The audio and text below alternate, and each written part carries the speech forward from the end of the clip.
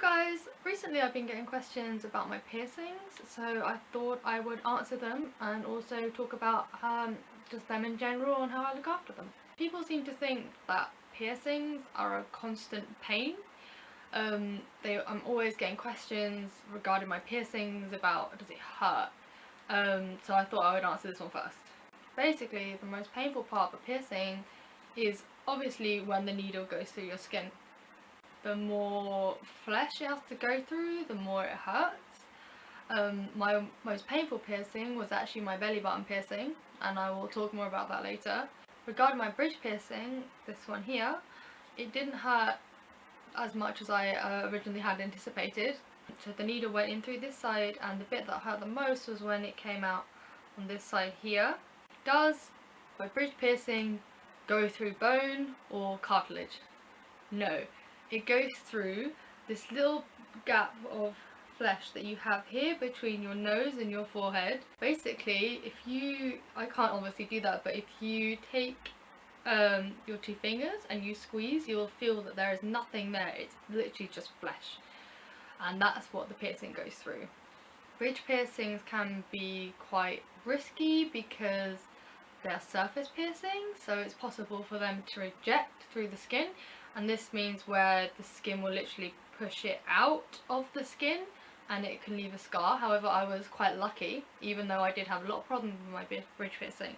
My problem was that they pierced it with a plastic or a silicone, I'm not quite sure which one, which means I had an allergic reaction to that, and I had it for over a year, and I had no idea why my piercing wasn't healing, why it was constantly irritated, constantly red. And then I finally got it changed to a metal piercing, and it healed like so quickly. It was just so happy to not have the plastic in my face anymore. Unfortunately, because it was aggravated for so long, I do actually have a small scar right there, but you just can't see it, like, because of the piercing, like, all the scars are covered.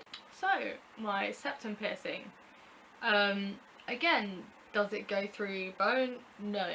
It's, there's just a part of your nose up there, obviously I can't show you, which the piercing goes through. In some cases, it can go through cartilage, and when a piercing goes through cartilage, it takes a lot longer to heal. Unfortunately, mine went through a little bit of cartilage, so it's taking a little bit longer to heal on this side, but on the other side it didn't go through the cartilage, so it's okay. Sometimes, like when I get a cold, for instance, the septum piercing can be one of the most annoying piercings possible, because when you have a cold, you're constantly blowing your nose, you're constantly trying to like keep the area clean, and if you have a still healing septum piercing, if you just move it slightly,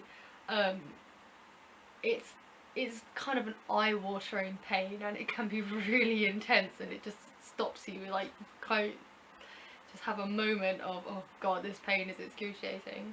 So yeah, I still get that slightly. I've had my septum about 6 months now.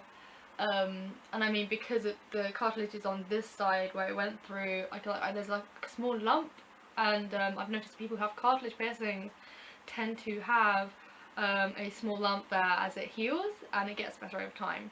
My other nose piercing is this one here, and I got that one when I was about 15, so I got it a long time ago, when I was in Turkey, and I didn't know at the time, but it's quite dangerous to have your nose pierced with a piercing gun.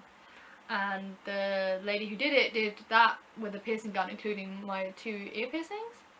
And yeah, so if you get your piercings done, have it done by a professional, because I mean, my brother also got his lip pierced by her, and they just did not want to be in his face. They were so aggravated, and I mean, I think one got so swollen it went inside, like, you know, where they just swell up so much the piercing is just not long enough to be seen anymore. So yeah, I was quite lucky. Like, I didn't know really what to expect, kind of, just with these piercings, my first piercings. So I have 2 on this one here, 1 over here. and this nose piercing were all done by piercing guns. I was so lucky to get away with that. So the piercing I got just before I got my septum piercing was my belly button piercing. Belly button piercings are so temperamental. My sister has had hers done twice, and both times they've rejected, where it's literally just come through the skin and now she has a scar. When I first got mine, I looked after, I cleaned it, it was fine, and recently in the last month or so, it just got a little bit infected, and so I cleaned it out, and then it started to migrate. This is where the piercing literally just moves, and it's really quite red at the moment. I'm not sure if it will make it, but I will update on this video around here as to how well it's doing. So as you can see, it's like a little bit red here. The piercing used to be longer, but now it's a lot shorter. The skin between the top of the belly button piercing and the bottom of it is a lot shorter. If it migrates any further, then the skin will be so thin, but I'm hoping that it won't do that. The most easiest piercings regarding care and just general like durability are lip piercings. I got my ones about 2 years apart. I got this one first, and I got this one a couple years later. With lip piercings, especially snake bites, not everybody has kind of, you know, symmetrical lips. So I used to have rings in both, but because this one would usually kind of go off the side a little bit, so I changed them to studs, and now they look more equal.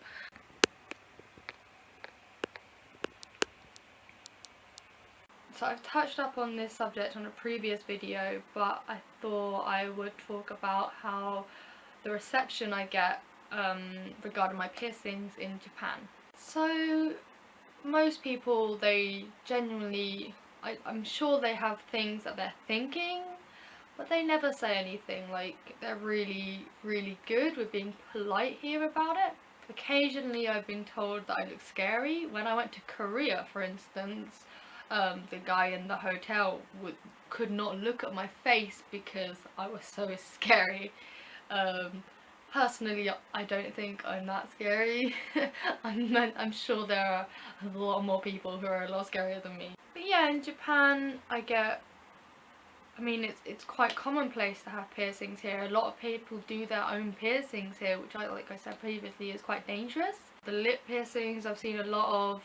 I mean, they have a lot of piercings all up their ears because it's ones that you can cover easily. A lot of J-Rock members have piercings.